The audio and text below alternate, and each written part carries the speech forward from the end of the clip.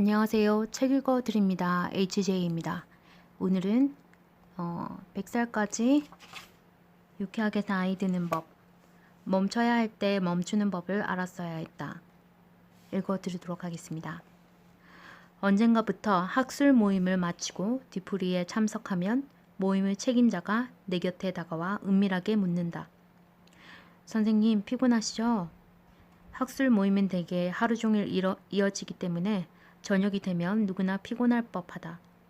하지만 사람들은 공식 석상에서 나누지 못한 이야기를 뒤풀이 자리에서 즐기기에 나도 빠지고 싶지 않다.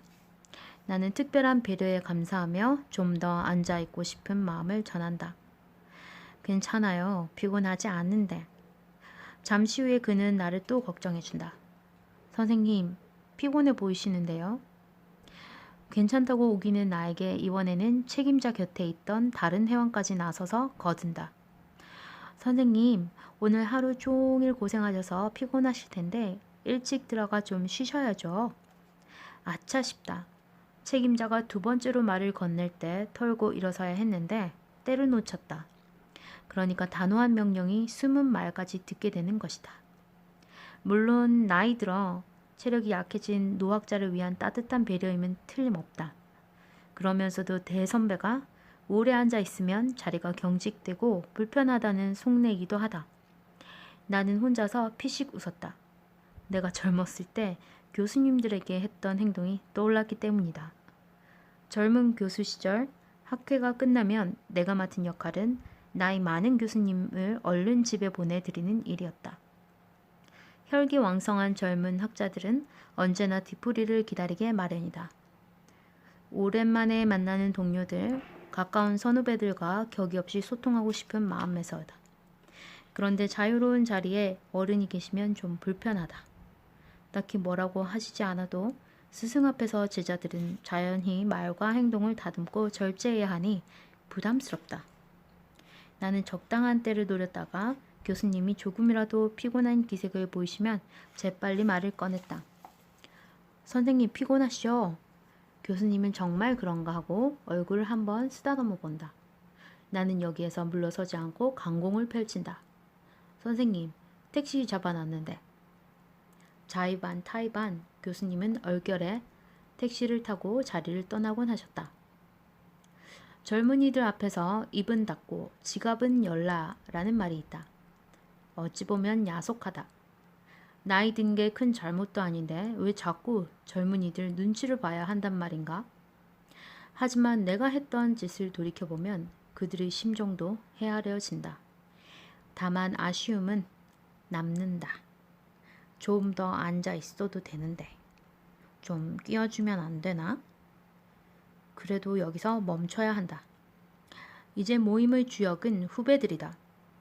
나이 들어서까지 주연 자리를 깨차려는 것은 노욕에 불과하다. 노인의 미덕은 단연 절제에 있다. 어쩌면 후배들이 내가 하지 못할 절제를 앞서 도와주는 것이니 얼마나 고마운가.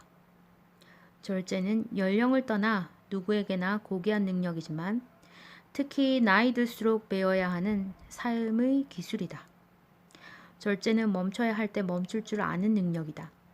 그러려면 자각이 있어야 한다. 내가 누구이고 어떤 상황에 있는지를 객관적으로 바라봐야 멈춰야 하는 때를 알 수 있다. 나에게는 절제를 몸소 깨우쳐 주신 고마운 스승이 한 분 계시다. 고등학교 3학년 때 담임 선생님으로 우리 반 친구들이 졸업한 뒤에는 대학으로 자리를 옮겨 그곳에서 정년 퇴임을 하셨다. 졸업 후 선생님을 다시 뵙게 된 계기는 고등학교 동창회였다. 나와 동창들이 중년의 나이가 되었을 때 선생님을 동창회에 모셔서 이야기를 나누자는 제안이 나왔다. 당시로선 보기 힘들게 개방적이고 학생들 한 명 한 명에 관심과 애정을 쏟으시던 선생님이 그리웠다. 내가 선생님을 초빙하는 임무를 맡았다. 선생님은 몇십 년 만에 찾아온 제자를 기쁘게 맞아주셨다. 나는 선생님을 방문한 연유를 설명하고 동창회에 나오시라고 간청했다. 그런데 선생님은 이런 지하에 거절하시는 게 아닌가? 오랜만에 제자들을 보면 흥분해서 쓸데없는 이야기를 늘어놓을 게 뻔하다는 이유였다. 최근 들어 말이 많아지고 두서도 없어지고 중언부언하는 것을 스스로 느꼈다고 하셨다. 나는 물러서지 않았다. 선생님의 진취적인 사고로부터 많은 것을 배웠기에 다들 꼭 한번 뵙고 싶어 한다고 말씀드렸다. 선생님께서는 나는 더 이상 당시 젊은 선생이 아니며 그런 이유라면 더더욱 나갈 수 없다며 굳고 사양하셨다. 나는 마지막으로 이렇게 말했다. 선생님, 그런 모습이 비단 선생님 뿐이겠습니까? 나이든 우리들도 마찬가지입니다. 이 말에 설득이 되셨는지 선생님은 한 가지 조건을 걸어 모임 참석을 허락하셨다. 그 조건이란 말할 내용을 짧게 적어서 낭독할 테니 양해해 달라는 것이다. 당시 중년의 나는 그렇게까지 입단 속에 열을 올리는 선생님이 의아했다. 그런데 선생님이 동창회에 오셔서 글을 낭독하시자 그 이유를 대번에 이해했다. 한때 젊었던 선생과 앳된 제자들이 다시 만난 동창 모임은 매우 화기애애하게 흘러갔다. 잊혔던 기록이 새록새록 피어나니 모두 그때 그 모습으로 돌아간 듯했다. 분위기가 고조되면서 선생님이 말씀하실 차례가 되었다. 선생님은 써온 글을 펼쳐들고 이야기를 시작하셨다. 역시 우리가 듣고 배운 선생님의 가르침대로 하나하나 진취적인 뜻이 담겨 있었다. 그런데 몇 줄 읽어 내려가다가 그만 흥분을 하셨나 보다. 속사포처럼 이야기를 토해내시는데 이야기는 꼬리에 꼬리를 물고 그만 삼천포로 빠져버렸다. 줄줄이 나오는 이야기들은 전혀 조리 없이 흘러갔다. 선생님이 염려하시던 바로 그 모습이었다. 나는 선생님께 말씀을 마무리해달라고 적어서 쪽지를 드렸다. 선생님은 그 쪽지를 보시더니 말씀도 제대로 끝맺지 못하신 채 벌컥 화를 내셨다. 그래서 내가 뭐라고 했냐? 이러니 내가 안 나오려고 했는데 네가 조르는 바람에 이렇게 된 것이다. 좌중은 웃음바다가 되었다. 선생님의 노력은 결국 수포로 돌아갔지만 그날 보여주신 선생님의 태도는 훗날 깊은 울림으로 남았다. 사실 그때까지만 해도 절제가 강하시던 선생님은 어디로 가버리고 저러실까 하는 연민이 컸다. 하지만 한 살 한 살 나이를 먹으면서 그 정도의 자각과 절제도 여간해선 쉽지 않음을 깨달았다. 주변의 나이 들어 달라진 제 모습을 인정하고 나빠진 부분을 관리하려고 노력하는 이가 얼마나 되는가. 자기가 할 수 있는 일과 역부족인 일을 구분할 줄 아는 이가 얼마나 되는가. 오히려 나이가 감투인 양 거침없이 말하고 행동하는 사람, 아직도 시대의 주역인 양 목소리를 크게 높이는 이가 훨씬 많다. 그에 비하면 이곳이 내가 갈 만한 장소인가, 이 말이 내가 해도 될 만한 이야기인가를 먼저 생각한 선생님은 얼마나 지혜로우신가. 다시 한번 말하지만 멈춰야 할 때 멈출 줄 아는 사람이 진정 아름답다. 한 시대의 주인공이었던 우리들은 이제 조연으로 물러나야 할 때다. 후배들이 자식들이 잘 해낼 수 있을까 하는 조바심이 들더라도 이제는 더 이상 내 일이 아니다 생각하고 과감히 물러나야 한다. 그리고 남은 시간과 에너지로 자유롭게 인생을 즐기는 게 옳다. 마지막으로 한마디 덧붙이면 후배들이 피곤하지 않냐고 자꾸만 물으면 두 말 않고 자리를 뜨라. 이형기 시인이 쓴 낙화의 첫 구절. 가야 할 때가 언제인지를 알고 가는 이의 뒷모습은 얼마나 아름다운가를 기억하면서. 그렇죠. 제일 서럽기도 하겠죠. 나이가 드는 거 참 어떨 때는 많은 나이를 먹진 않았지만 좀 서글퍼진다는 생각이 들 때도 있습니다. 나이가 들수록 더 그렇겠죠. 저희 부모님만 해도 연세가 많으신데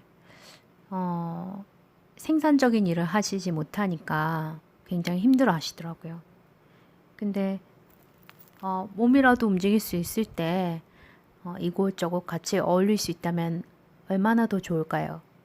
더 젊어지고 더 에너지를 얻어서 즐겁게 살 수 있을 것 같은데. 가야 할 때가 언젠지를 알고 가는 이의 뒷모습은 얼마나 아름다운가. 그 말도 정말 맞지만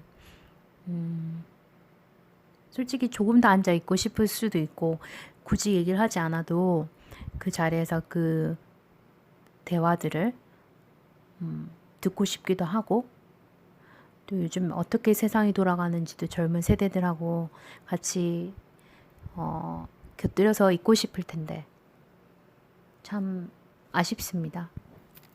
안타깝고요. 예전에 한번 곱창집을 제가 간 적이 있는데요. 저희 아버지께서 젊은 사람들이 가는 곱창집을 가보고 싶었지만 못 가보셨다고 합니다. 근데 그곳이 꽤나 젊은 친구들이 많았거든요. 어린 친구들이.